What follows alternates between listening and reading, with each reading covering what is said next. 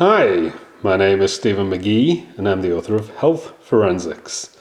And we're here to review this experiment. I'm going to pull back so that you can see it. So these two Dieffenbachias were light deprived and they got different lengths of light deprivation. And then were returned to the light, and this is what we now have. It's January 2016. And as we can see from the label, that this experiment was actually started in April 2014. And this particular plant here, it was kept out of daylight from April through to June, and then in June it was placed next to a window. And in June it had lost all of its leaves. So all these leaves that you see here are new. So when you light deprive the Dieffenbachia, it basically drops everything and just keeps its stem structure, and its stem structure goes white and stays white while it's in the dark.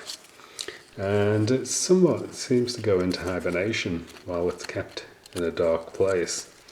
And the reason why we kept the time short on this particular experiment between April and June was because in the past, when I'd done this experiment, I'd actually seen the plant die when it was kept out of the light for too long.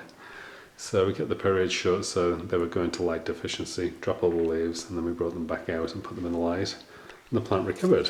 So you see the leaves are a fair size. They're not the full-grown leaves. The full-grown leaves, they actually fill your hand. So it's maybe a half size leaf. It's got the patterning that the Dieffenbachia has, and these are grown in radio wave fields at my home. So this appears to have actually fully recovered in my home, and what we're actually seeing with the miniature leaves appears to be coming from the radio frequency exposure. Now the difference that I see between the left plant and the right plant is the one on the left is taller.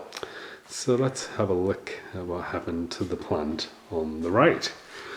So this was kept out of the light a little bit longer. So it went into the dark cupboard in April 2014 and it came out in July 2014. And again, this plant had dropped all of its leaves and all of its stem structure had gone white. You can see that we've got a nice green stem structure. So the plant recovered and it's got the patterning in the leaves. And the leaves seem to be about half size again on this plant. So the extra month seems to have had a difference on its growth relative to the plant next to it. So basically the plant on the left has an extra month of growth in the light compared to the plant on the right. So they're very, very comparable.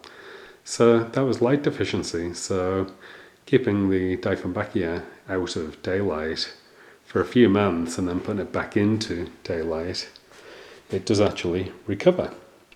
I hope you enjoyed the video and I wish you the very best of health. Thank you.